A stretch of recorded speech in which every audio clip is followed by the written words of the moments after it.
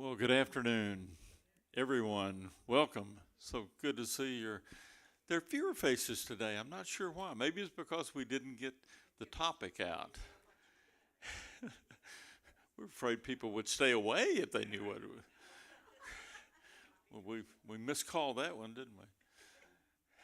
Well, it's great to see you. The faces who are here make up for the lack of numbers by how animated your smiles are. It's so good to see you. Thanks for coming. As usual, for those of you who've been to these things before, we have two resident physicians who are going to share information with us, educational stuff about our health. And so I look forward to hearing that myself. But and then of course, y'all always have great questions.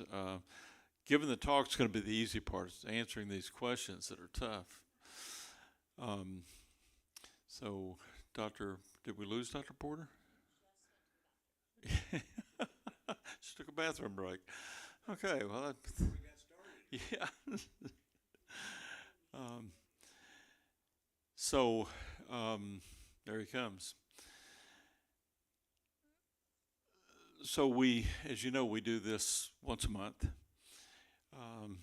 It's grown, it's evolved into the thing where it's the last Wednesday of their 4-week rotation with us. So these two young physicians have been with us for the last month, and it's been very rewarding having them. So I should introduce Dr. Shaiba Bajwa. People have said, how do you spell that? I said, it's just the way it looks, Bajwa. B-A-J-W-A. That's easier than my name. Dr. Bajwa is from California and went to medical school at American University in Antigua. You're now a second-year resident, so she has one more year. She's finishing up her second year. She'll be here for one more year, so she'll be out here next year at least once, maybe twice. She's enjoyed her time here. Dr. Ethan Porter is a native of Missouri. Grew up in Jeff City, right? Jefferson City. Went to A.T. Steele Osteopathic Medicine Center. We've had a few of their graduates, and I have a good impression of A.T. Steele, I'll tell you, because of the ones that we've had. Ethan is a first-year resident with us, just about to finish his first year. So they have taken on a pretty difficult subject today, I'll tell you. It was unintentional that we didn't get it published. We missed the deadline, but we didn't realize the deadline. We didn't get the title published, but I thought, well, maybe that might have scared a few people off. Frailty.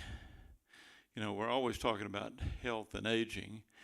Well, kind of the ultimate advance and decline of aging, you might think, it's an oversimplification, but you might think is frailty. And it's a very difficult subject. It's not well understood, but what you're going to see, and I think whatever else, and they'll, I'm sure, give a good presentation, but you're going to be impressed with how much science is going on around the subject of frailty. It's not a simple matter by any means, and it's a syndrome of a constellation of symptoms and signs and declines and dysfunction that make up frailty. And honestly, I think we all have things we say, well, you know, I want to live long, but I want to have a quality of life, and here's what I really am most scared of. I'm scared of Alzheimer's, or I'm scared of a stroke. Well, when you get to thinking about it, frailty is something no one wants to enter into either. So I think you'll find this I don't imagine any of you spend a lot of time thinking about frailty. This will be more intense than you ever wanted to know about frailty. On the other hand, it's a fascinating subject, and because all of us believe in science, I think everybody at Butterfield Trail, Dr. Helen, believe in science, and I'm not sure about the rest of the world anymore. Since pandemic, I'm just not sure. I've had my faith in the American public and their belief in science kind of shaken a little bit last couple of years. But anyway, you're going to see a lot of science going on around frailty, and I think this will be educational and it'll generate a few questions for sure. So I'll hand it over to you guys. You got the mic going? You know, I might just, for those few people who might be watching it from home, give you the phone number if you want to call in with a question. The number is 479-200-9259. 200-9259. Who's got the phone, by the way? Oh, I've got it. Oh, that's the same phone to our on-call phone number?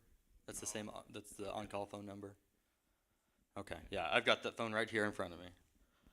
Okay, so as he said, my name's Ethan Porter, and we're going to talk about frailty today. And as alluded to, it is a nebulous and difficult, a very broad topic. So there's a lot of slides, so we'll probably try to move at a decent pace. Okay, so let's get going.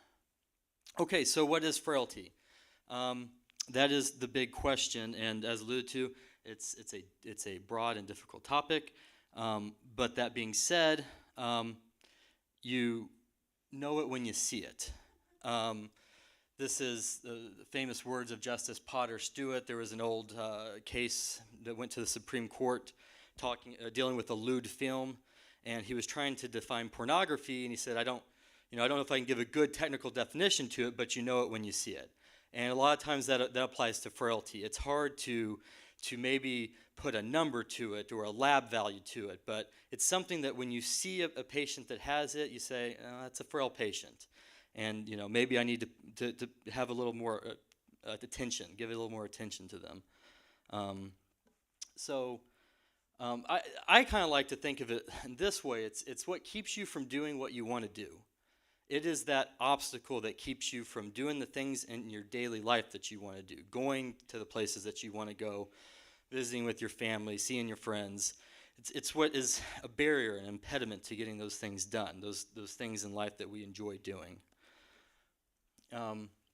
So on a more technical front, it's things like stressors such as a hospitalization or surgery, illness, or environmental extremes. These are all going to be less tolerated by a frail older adult. And so that is one of the big reasons to try to avoid frailty, and we'll talk about those ways to do that coming up. So let's do our best to kind of pin it down a little bit. It's a nebulous concept, and this is a pretty basic, good definition for it. So it is an age-related syndrome of progressive physiological decline characterized by marked vulnerability to adverse health outcomes. So, by age associated, I mean with age but not dependent on age. So you don't just get frailty by getting old, okay? It's more complicated than that. You can live to be 100 years old without truly being frail.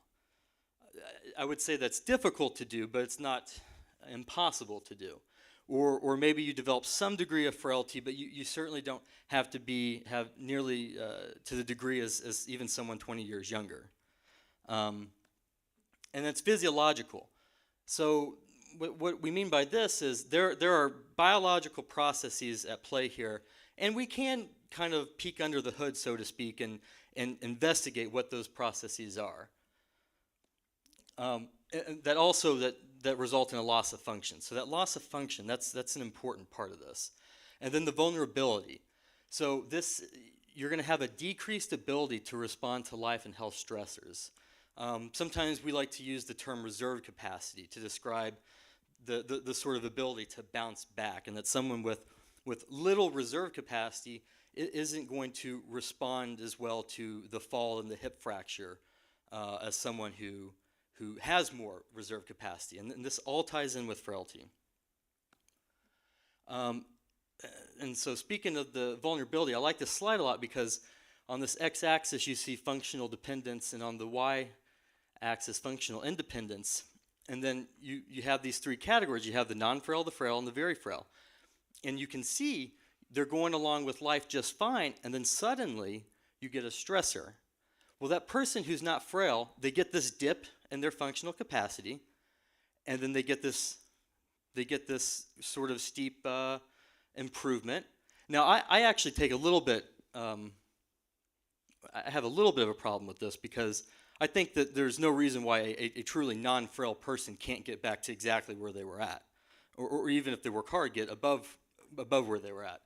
But then if we look down below at the frail person, it takes longer for them to get back to that plateau. And then that plateau is still not as high as they were before.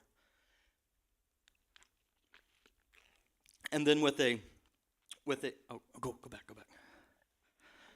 And then with a very frail person, this stressor ends up becoming the beginning of the end. They never start an upwards trajectory again.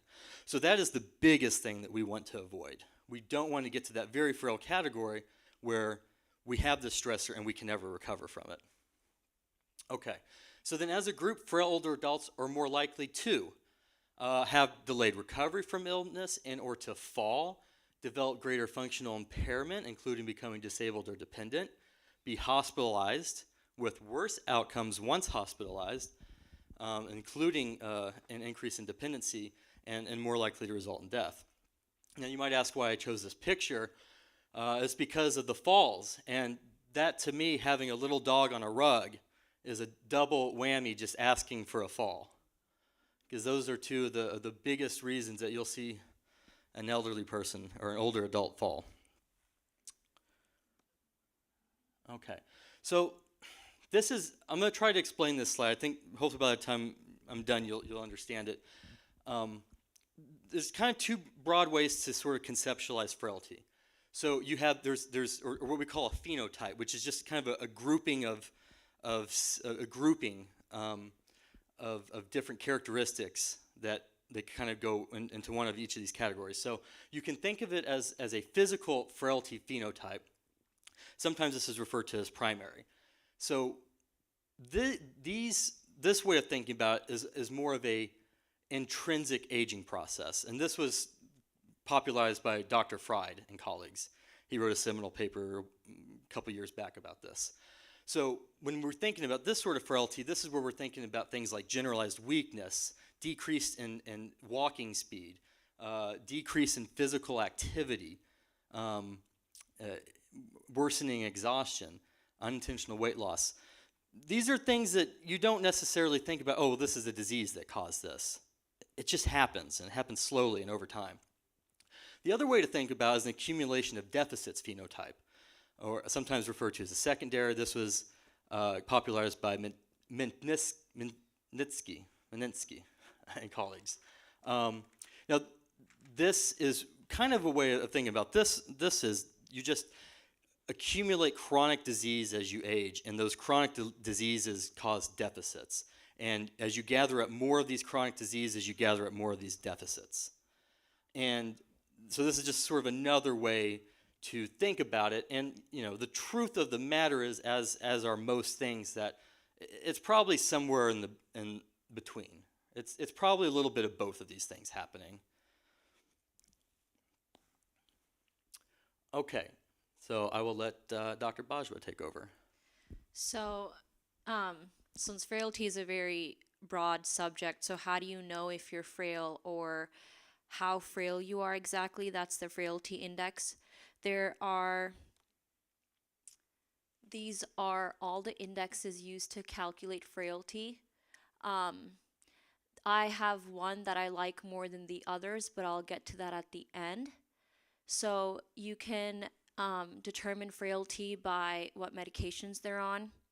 You can identify frailty by electrolyte abnormalities, comorbidities, we'll get into that later, but if someone has a history of diabetes, heart disease, a history of stroke, depending on how many and their functional status, you can determine what their score is.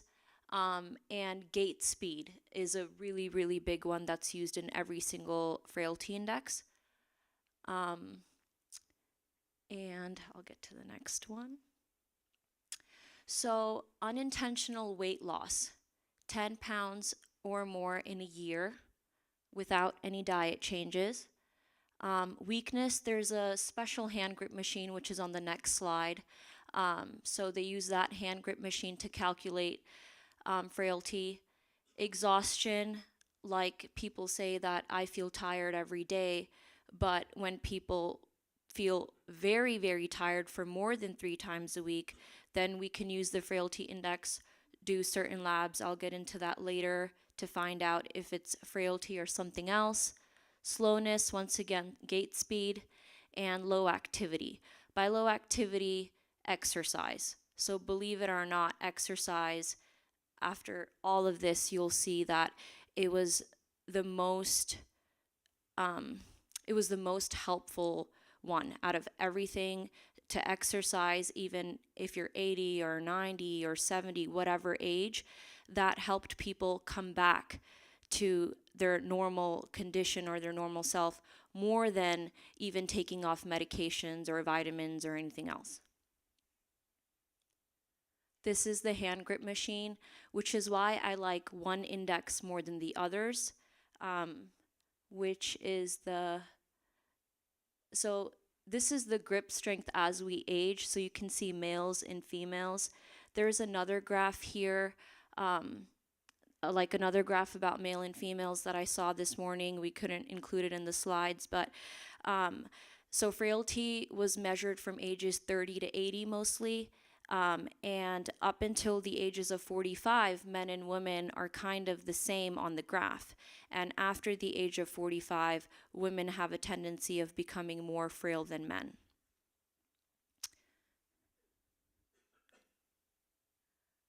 So this is some of the questions that you can ask, and how you calculate this is the number of points that you have divided by the number of questions. So say if you score 4 out of the 6 questions, you would divide 4 by 6, and that would be your frailty score.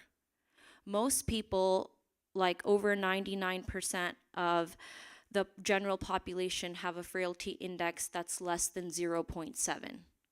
If you have a frailty index more than 0.7, then you're more frail than the general population. And if your frailty number is close to 1, then you're considered very frail. This is just a continuation.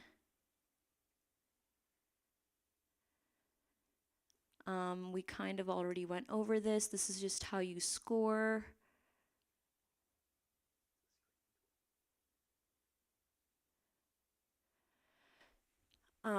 This is another screening tool. You can see on the bottom, robust is 1 point, pre-frail is 1 point, and frail is 2 to 3 points off of those 3.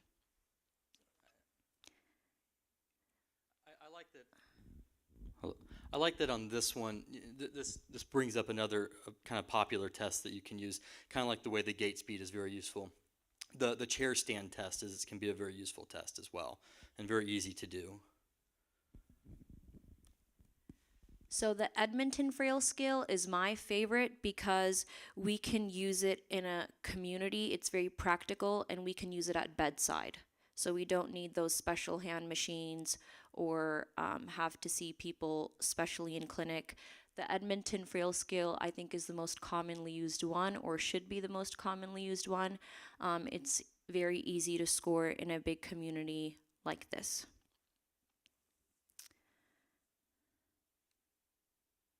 So before we go on to prevalence, I just wanted to tell you a few other things that I made note of. So when we go into comorbidities for frail people, there are certain comorbidities over others that have a stronger correlation to sickness and death. So frailty index in general is strongly correlated to the risk of death. The correlation is over 0.95. That's a very strong correlation. A correlation of 1 is usually considered very positive. So this is 0.95. And in patients, the hazard ratio is how likely you are to suffer from the frailty index, and the hazard ratio is much higher in patients that have had cancer or cerebrovascular disease versus other diseases such as heart disease or anemia. Cancer and cerebrovascular diseases cause people to become more frail. And I'll get into labs later. Okay.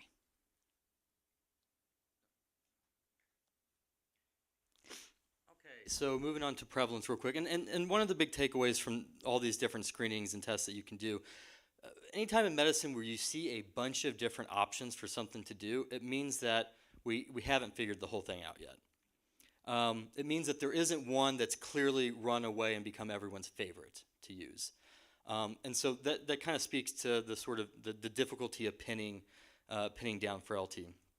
And likewise, when we talk about the prevalence here, because it's there's lots of studies that have done very broad ranges. So it's hard to determine, because of all these different competing tests. You have all these different tests. People are going to score slightly different. In one test, someone is considered frail. In another test, someone might not be considered frail. Depends on what they got tested with. But you know, it looks like probably from 4 to 16% of men and women aged 65 and older would be considered frail, and it's much higher if the patient has cancer. So cancer is one of the biggest contributors to frailty, 43% with cancer. There was another study that was done, and it looked like if you just looked at the physical findings, in about 10%, 9.9 would be considered frail. It bumps up a little bit if you consider the psychosocial aspects, which we will hear in a second. But so you know, I think saying about 10% is probably a good safe number, with plenty of room on each side. So let's talk about risk factors. Now going back to the way I talked about earlier, you know, you can think about primary and secondary risk factors. So things like sarcopenia. This is one that I'm going to probably harp on the most today. Sarcopenia means loss of muscle. It is very highly correlated, probably the single most correlated finding to the idea of frailty. Immunodeficiencies, anemias, metabolic syndromes, and then secondary risk factors. So these are the diseases that you can accumulate. So these are some of the big diseases that will cause problems. One of the big ones, heart failure. That's a big deal. That tends to lead to a very progressive decline in function. And then cancer is another big one up there on that slide. This is kind of another way to think about it as well, kind of more broadly defined. So you have these socioec demographic factors. As kind of alluded to earlier, female sex is an independent factor here. And it's probably has to do with the hormone profile and less muscle mass in general, no exposure to testosterone, or to very little amounts of testosterone, and being post-menopause being a contributor as well. Other things up there, I think a shout out to loneliness is worthwhile, and that's one of the things that I love about this place, is that I think it combats that very well, and that being social and plugged into a community is very important. And then, you got your physical and activity and poor dietary patterns, smoking, alcohol, all those things are bad, as you would expect. So, a lot of interesting things up there. Now, this is where we're going to get into a little bit of the science. We don't have to spend too much time here, but we're going to talk a little bit about the pathophysiology of it. Okay, so what you'll see is a dysregulation in several different systems in the body. So these are stress systems, immune system, endocrine system, energy response systems, and this is driven by age-related molecular changes, as well as genetics, chronic environment exposures, and specific disease states. So it's kind of like what is not contributing to it. I mean, this is basically everything. But so what we have is we have natural changes that happen with age that sort of worsen the response to stress. And we can see this worsening response in these various systems. So the big takeaway from this slide is you have, on the left-hand side, you have this interaction between these molecular triggers like oxidation and mitochondrial dysfunction and inflammation, okay? And these all get feed into the impaired physiologic systems. And so pay big attention to the inflammation up there and then neuroendocrine dysregulation, which just means that your neurotransmitters and hormones are wonky. They're not working right. They're out of whack. So these are some of the labs that you could possibly see having substantial changes, and then relating to these measurable changes that you might see in immune function or cognition, clotting cascade, these sorts of things. And then on the your right-hand side is what you would see in a clinic when that patient walks in. So this is how these things happen, what's going on in the body, and then how this might manifest in the clinic. So we talked about a lot of these: slowness, weakness, weight loss, unplanned weight loss. If you're trying to lose weight and it's working, great. I'm not concerned about that kind of weight loss. Okay, so we have some endocrine dysfunction. So the decrease in growth hormone insulin, this is kind of an insulin-like growth factor. These are two very anabolic hormones. These help build muscle. So these being decreased is a big deal. DHEA helps maintain muscle as well. And cortisol levels or help tear down muscle. And the cortisol is it's an important one to kind of stick on a little bit, because when cortisol goes up is when the body is having chronic stress. A little bit of stress is okay. Your body is built to have some stress and to deal with it and get stronger afterwards. But if you're having chronic stress, it becomes pathologic, and that will lead to decrease in muscle loss. Decreased sex steroids, and that includes testosterone and estrogen, and then a decrease in vitamin D. We'll talk a little bit more about vitamin D. And then that picture is just an example of the pituitary gland and its effect on IGF. And anyway, I brought this slide up because I saw earlier when I was reading that DHEA supplementation might be beneficial, but then they really specify that supplementation with like a testosterone or something isn't. And I find that interesting because if you see, I wish I had a laser pointer, but top right-hand quarter is DHEA, and you see where it enters into this pathway. This is the production of all the different hormones in the adrenal gland. And you see that DHEA goes right into estrone, and we have androstenedione, androstenedione, and testosterone. Feeds right into testosterone. So it's self-responsible for building these sex hormones. So I thought that was interesting, because I would like to see more studies done on that. So it will cause inflammation in the immune system. So we've talked about IL-6 and CRP a little bit. CRP is one that your physician might regularly order. This is a broad general marker of inflammation. This is something that you'll see elevated in a frail individual. And the fact, I saw a study where it predicted gait speed. This is very interesting, because if you find something and then you can predict something with that, it's a pretty solid piece of evidence. Then also you lead to immune dysfunction that can worsen the clotting cascade. So this increased probability of a DVT or a pulmonary embolism or a stroke, something like that. And I thought this was very interesting too, because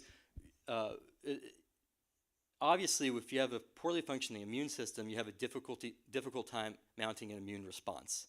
Well, you also have a difficult time mounting the proper response to vaccination. It's the same system.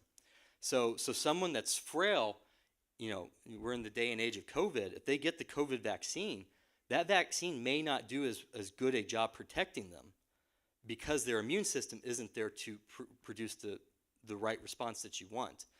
And of course, these are our most vulnerable patients. This is who needs the vaccine more than anyone. And then there's some other changes, just general changes in glucose metabolism. You might see autonomic dysregulation. This can show up in heart rate variability.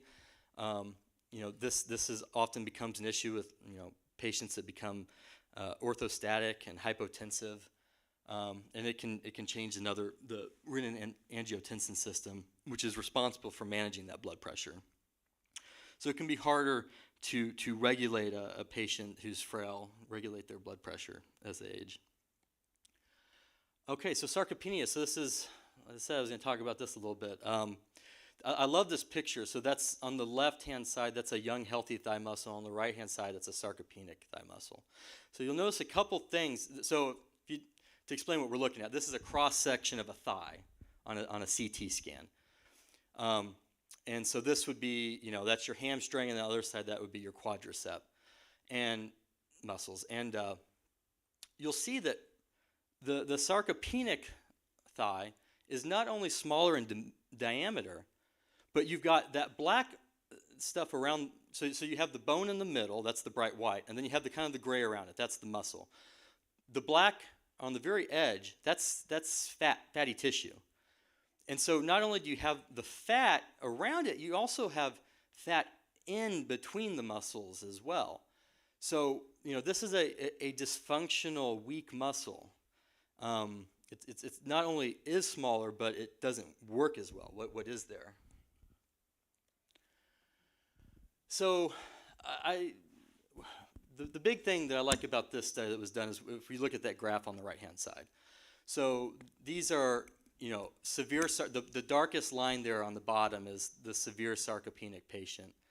And this was a study that looked at survival through time.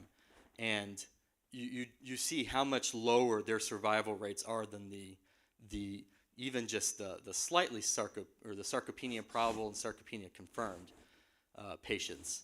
So avoiding that severe category is very important. And you see these hazard ratios over here.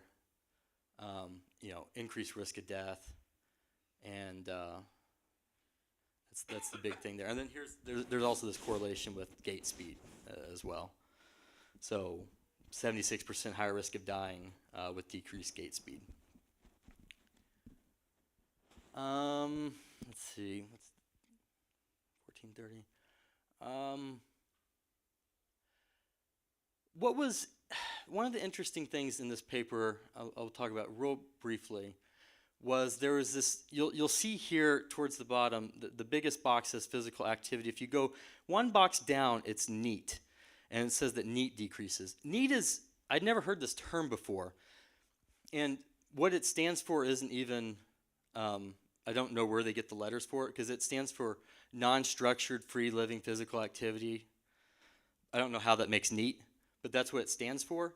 And that's interesting because what that is trying to quantify is the sort of just how active you are in your daily life, not the activity that you have when you go to the gym and you're trying to be active.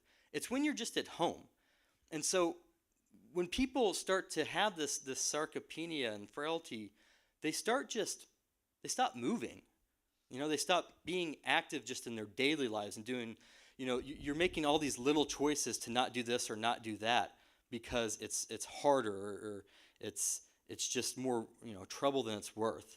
And so I thought that was interesting that you'll see that go down. So you could have, a patient that's becoming frail and maybe they go to their physical therapy and they do some stuff, but then they're just going home and they're not maintaining that on their own. And not being active at home. And then 30 to 40% of muscle is lost between 50 and 80 years old. So we want to stop that from happening. This is just an example of how interventions that you can make throughout life to try to keep it from happening. But the thing I like about this is that you see every you see every age, but also you see the graphs on top and all of the arrows that are pointing to the left side of the graph. All of them include exercise. So I just wanted to point that out. Okay, this is you. Okay, so no studies yet show this to improve outcome. It is recommended that all persons over 70 and adults with chronic disease or weight loss exceeding 5% over a year be screened for frailty using available screening tools.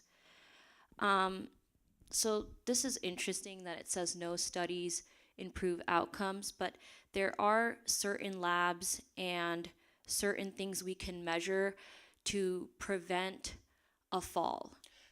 I just want to clear, what it's saying is just that, so there's a couple groups that are recommending the screening of frailty if you meet those criteria. There has not been a study done that shows that if you're screening patients for frailty, the outcomes will change. It's not necessarily saying that screening would not help. I don't think this has been studied much. So it would be an interesting area of study to look into to see if screening patients would produce better outcomes in the future. Just to clarify that. Can you open this? Okay, so these are the differential diagnosis. Depression. Well, obviously, because you're not as social anymore, you don't want to work out as much. Depressed people don't really care about their health. So a lot of the necessary tests and preventions just sort of stop when someone's depressed. Malignancy, increased inflammation, cancer, that's the worst one that can cause frailty. Rheumatologic diseases like vasculitis, rheumatoid arthritis, any sort of inflammation. Endocrine diseases like hyper or hypothyroidism. You can overexert yourself or just feel fatigued because of decreased hormones. Heart failure, coronary artery disease, renal disease, renal insufficiency. For this one, I'll get into later because it also correlates with a lot of electrolyte imbalances, which are, it's as simple as getting a BMP or a CMP and fixing those imbalances whenever you go to see your doctor. Nutritional deficits, vitamin deficits. He talked a little bit about vitamin D. Vitamin B12 is also a really, really big one that can help you and prevent you from being frail. Parkinson's, vascular dementia, and cerebrospinal infarct. So neurologic diseases and malignancy actually have the highest correlation with frailty leading to death. But if you had rheumatologic diseases or a vitamin deficiency, you could be frail, but it wouldn't necessarily lead to death.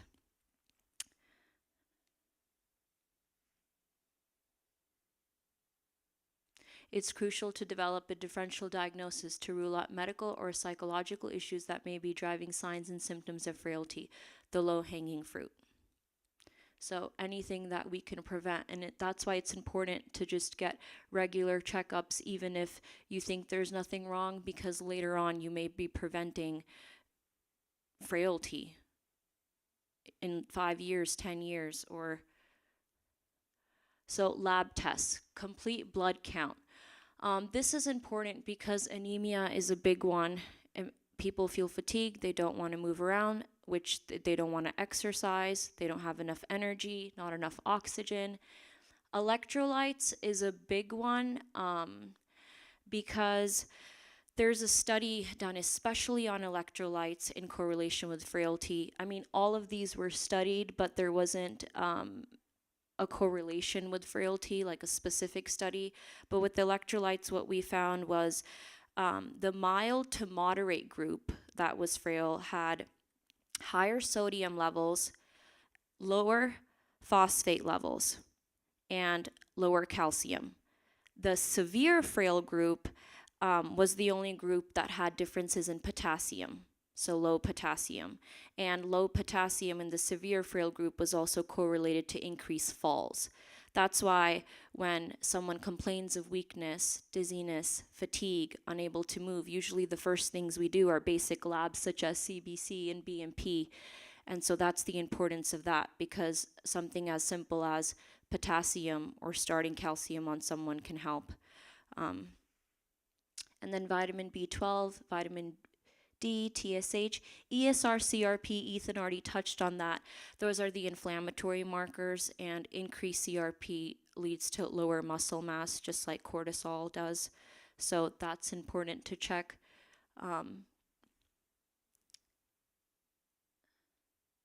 So a stepwise approach to reviewing medications for older adults. I love this slide. It's my favorite thing to do. Wean things off, take anything off. Even though, you know, everyone loves their medications, but sometimes too much can be a problem.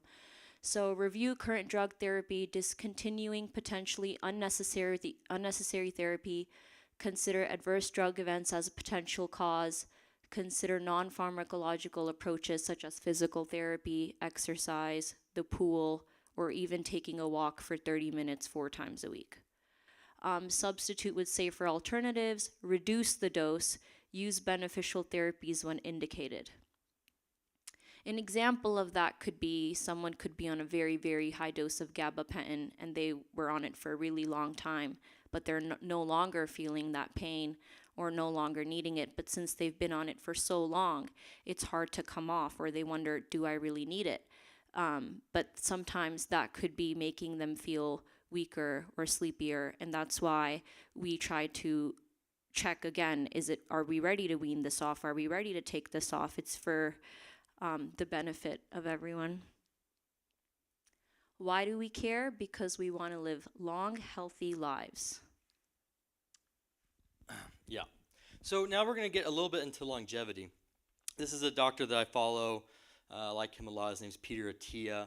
He's a graduate from Stanford University. He does general surgery residency at Johns Hopkins. So he's a pretty smart guy. He knows what he's talking about. And now he kind of studies and specializes in longevity. And what does it take to live a long life? Okay. And we'll kind of bounce back and forth through these remaining slides on some of the stuff that he talks about. So first thing we need to talk about is lifespan, okay? So this is pretty self-explanatory. It ends when you die. So that is your lifespan. And we want to extend this as far as possible. And the truth is modern medicine has gotten pretty good at this. We're pretty good at keeping people alive for a long time. Room for improvement, but medicine has gotten pretty good at this. But in order to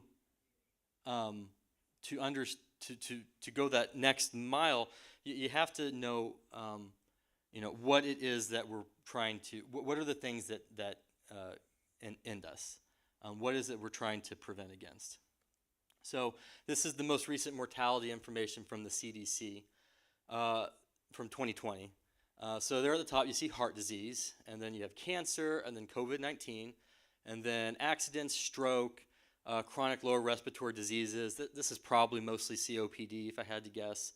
Then Alzheimer's disease, diabetes, influenza and pneumonia, and then a bunch of different renal issues.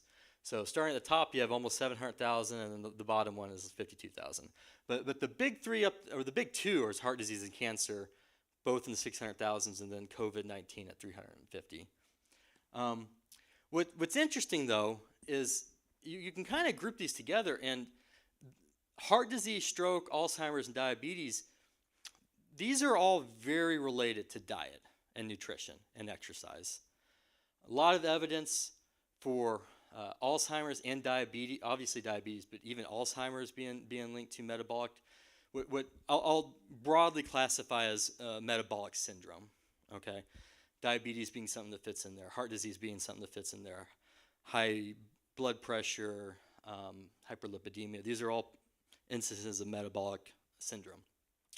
I highlighted COVID, one, because it's new and novel, and secondly, because it's also very highly correlated to metabolic dysfunction. So it's an infectious disease, but we know that the people that did the worst with it were people that had metabolic dysfunctions.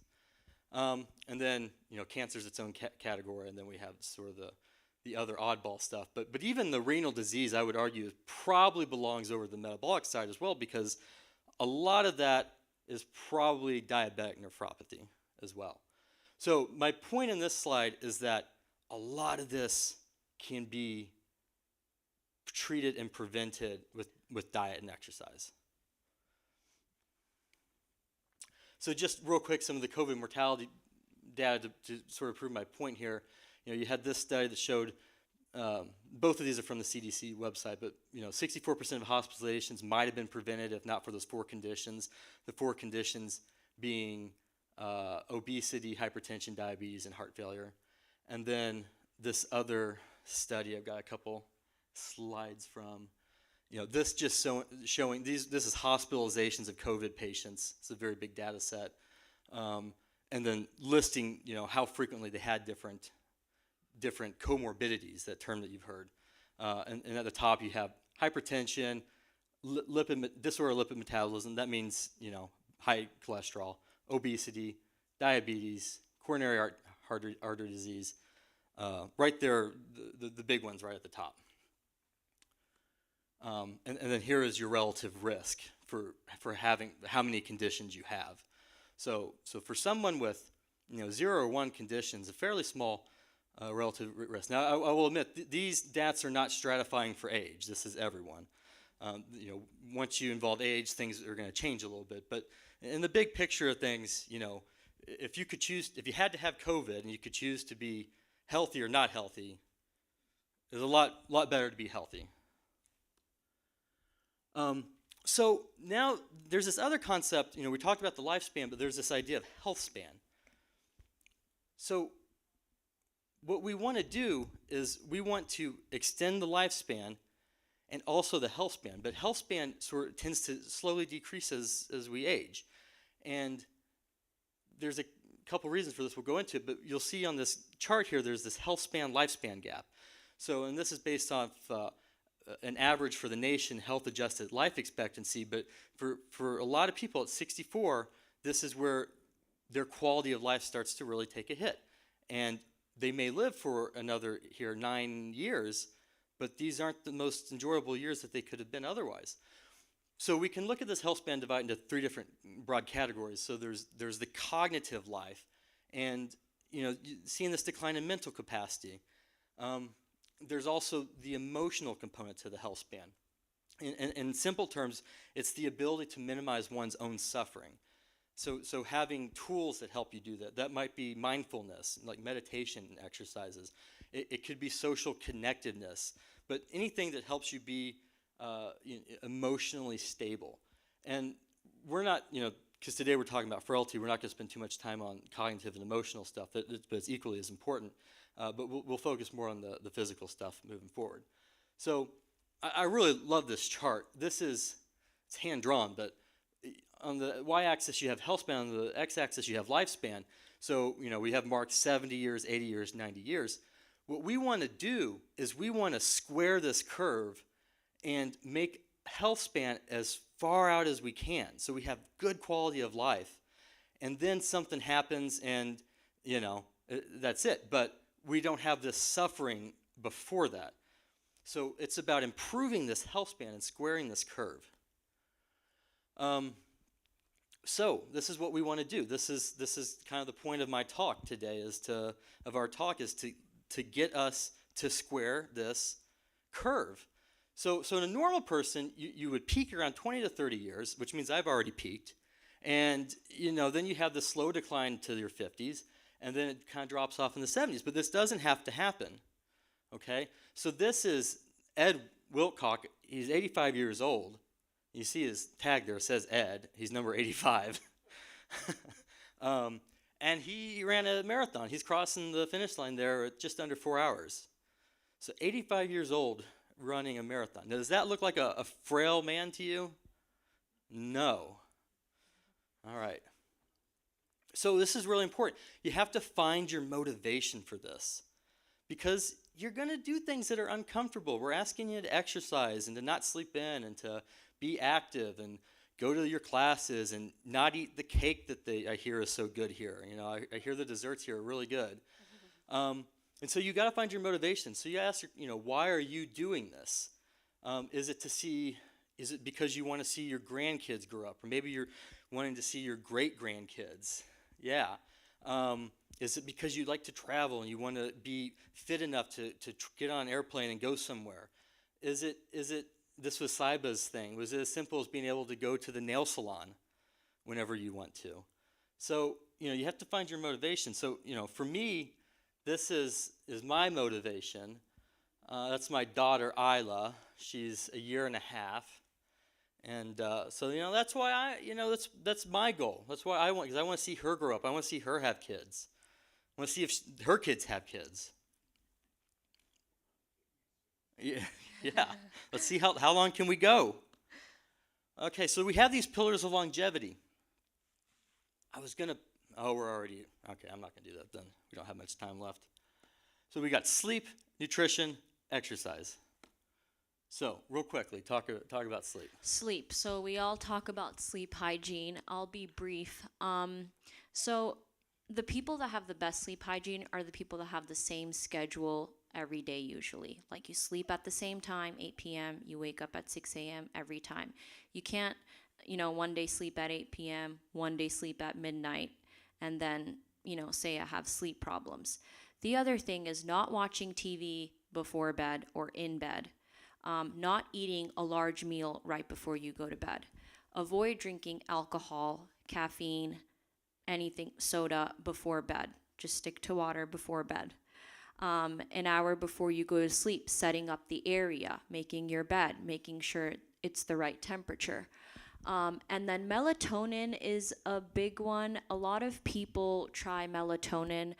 And when anybody tells me that I don't know if it's working, I always ask them, well, what time are you taking it? Because melatonin, it is a hormone and it's a medication and it's used to help you sleep, but you need to take it before you go to bed, like at 7 or 8. If you wake up at midnight and you're saying, I can't sleep, maybe I should take some melatonin now, it won't work. It won't have the same effect. It'll actually just make you hungry. So that's probably why people aren't getting sleep, or maybe it's not working because they're taking it at odd times. Obstructive sleep apnea, if anyone feels like they have it, get it checked out. CPAP really, really helps people sleep. And then the ghrelin-leptin abnormality. So ghrelin's a hormone that makes you feel hungry, and leptin tells you you're full. If you're not getting the proper sleep, which is 7 hours or more, even for adults, can you believe it? But your ghrelin-leptin sort of gets messed up. So you always feel like you're hungry when you're not supposed to be. You don't feel full because you're not making enough leptin anymore because your sleep cycle's messed up. Also, I really like this daylight savings time, the 6% increase in car wrecks and 24% increase in heart attacks. Well, I don't like it, but I like that Ethan wanted to include this because it shows how 1 hour, just a change of 1 hour in people's sleep, has an effect like that. So sleep is very important to prevent frailty and for just your overall health. Okay. This is a good book on sleep if you're interested. Why We Sleep by Matthew Walker. So real quick with nutrition. Just broad, simple strokes. No refined carbohydrates. You guys already know that. So avoid processed foods. I like to say shop around the edges of the grocery store.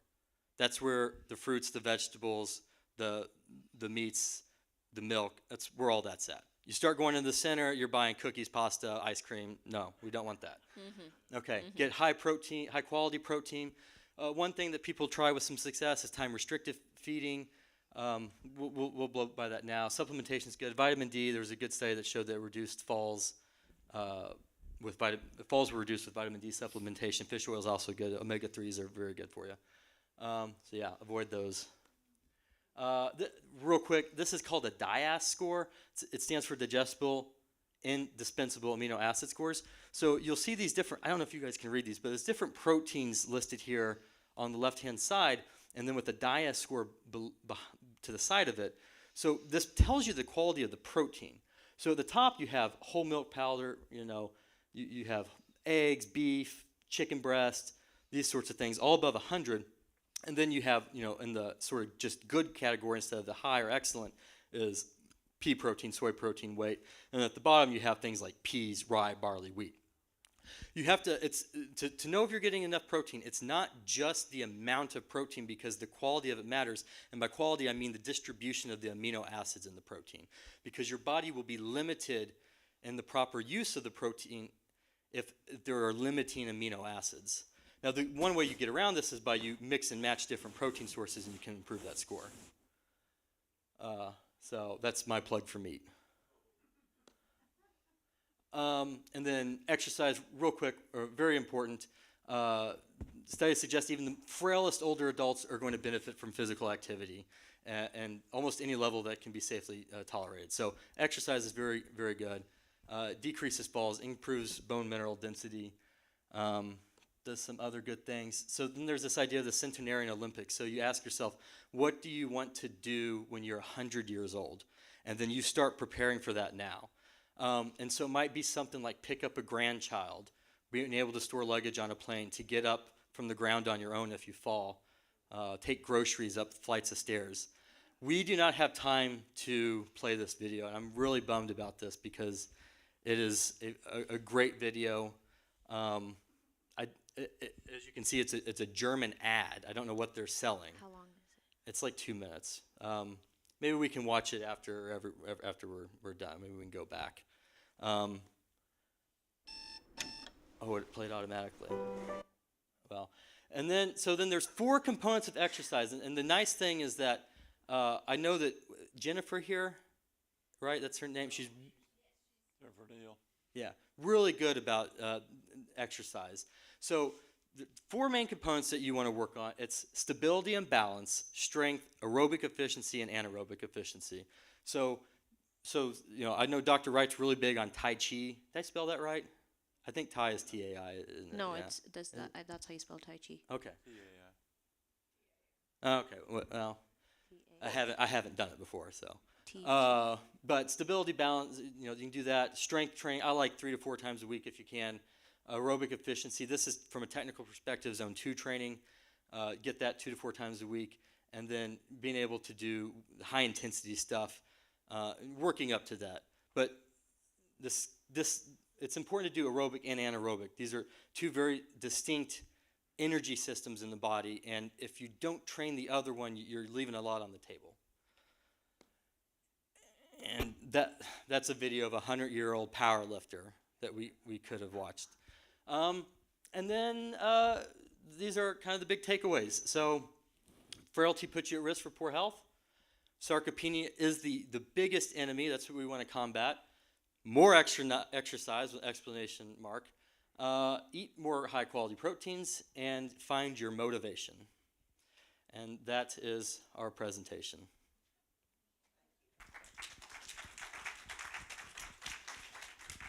I told you there was a lot of information, and it's pretty complex, and I think y'all did a good job. I think the fact that there's so many things that can influence us, if we live to a point that and experience some of the changes toward frailty that they've indicated, it becomes a very complex set of multiple factors contributing that put us at such high risk. And I personally think, and a lot that I've read, probably leans a little more toward it, of course, is a physical thing, but the psychosocial is an important part of it too.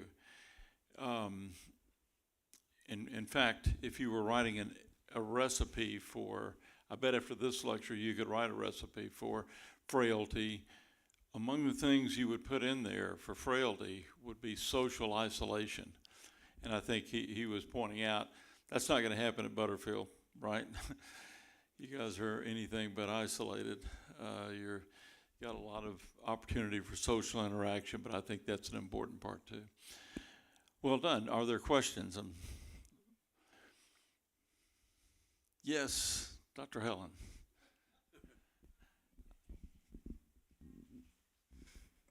Well, first of all, I'd like to commend you for your presentation and taking on the subject. It's extremely important to all of us. But I'd like to remind you that you're in your early phases of medical practice, and you're going to see tremendous strides in the future of taking care of the very things that you're talking about. There are a lot of studies, as you know, now going on about longevity and the very. But I wanted to ask you, have you ever heard about or read about what they call the study of the blue zones of the world? Yeah. Yes. Well, if you remember, that was a wonderful, wonderful insight into exactly what you've talked about in some detail. And what it boiled down to is that there are certain places here on Earth that they call the blue zones, in which they find that people there live an extremely long, healthy, happy life. And what they found was, in summary, is that there are 3 or 4 components that is characteristic that makes them live a long, healthy life. And they live a long, healthy life, and then at the end they sort of die of in their sleep. In other words, they haven't suffered a lot. Okay. What they found was that it was exercise, nutrition, and socialization, and that's really what accounted for their longevity. But so anybody that wants to know about this, you can get books and articles on the blue zones. I wonder what you think about using certain kinds of study of senescent cells, for example, which is a big item in this whole business, and also the telomeres as a measurement of aging, the aging process. These are major kind of laboratory things that you can look at. And also the fact that they're working out ways now to have an unlimited amount of organ-type donations using genetic engineering to prepare organs so that they can be, you don't have to depend on a donor of another person for these organs. And I think that's going to make a lot of difference too in how you can treat some of these morbidities and comorbidities. So those are the comments that I like to make. But you two are going to see a lot of advances, a lot of wonderful things that you're able to do medically in the future because of the research that's going on. Yeah, I'm pretty familiar with the blue zones. I almost did a little bit of a presentation kind of aimed at that, but it's been done here before. In terms of the telomeres and the cell research that has been done, there's telomeres has kind of been held as maybe potentially, sort of where we can see some of the biggest gains possibly to be made. I'm not certain that is going to be found to be the case. I cannot remember the name of this. I think it's called Flick's hypothesis or something like that. But there is this give and take with telomeres, because anytime a cell lives too long, it's at risk for developing cancer. And telomere length is kind of a protection against that. Telomere becomes, has a length, it becomes shorter, and then it's a signal to the cell to die, because now it's at risk for genetic mutation. It's at risk for accumulating genetic mutation. And this is this is more theoretical in biology in general, not just medicine, but there's a kind of a trade-off between how long a cell can live and how prevalent cancer might be in that species. And so, of course, something like a mouse that lives very short lives doesn't necessarily have that same trade-off, because it doesn't have as long to develop a cancer as an animal that lives longer. So I've seen some of the newer stuff with the telomeres. I don't know if that's going to be the holy grail that we kind of thought. Because I remember reading about this in high school, and it was like, holy cow, this could unlock the key to aging. I think there are probably, my feeling is that a lot of this is going to come down to energetics in a cell, mitochondrial health, what's going on in the mitochondria, how the cell in the body is dealing with with glucose. I think and the buildup of free radicals and damage to DNA that happens with that. What was the second after the? There was something I'm else sure he we said. won't go to get too deep. I'm fascinated by what you're saying, and I think I disagree with a few of the things you said. Okay. But that's okay. But no, I just think that our future generations and the doctors go to take With care how of long, just how long people might end up living in the Yeah. future. Yeah, I think we'll see.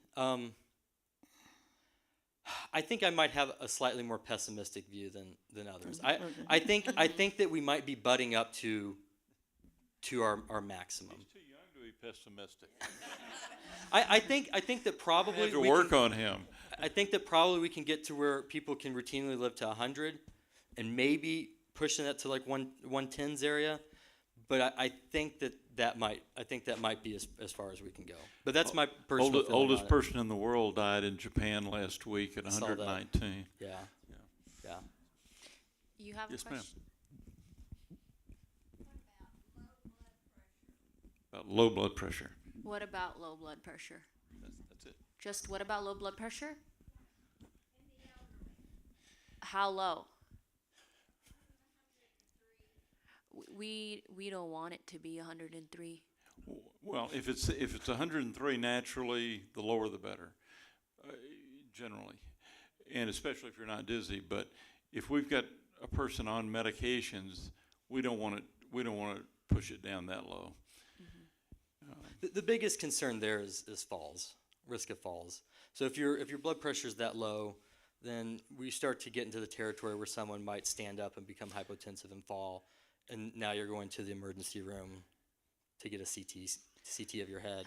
Healthy people Fractured hip. that exercise and have a good diet in general don't have a high blood pressure. They run low.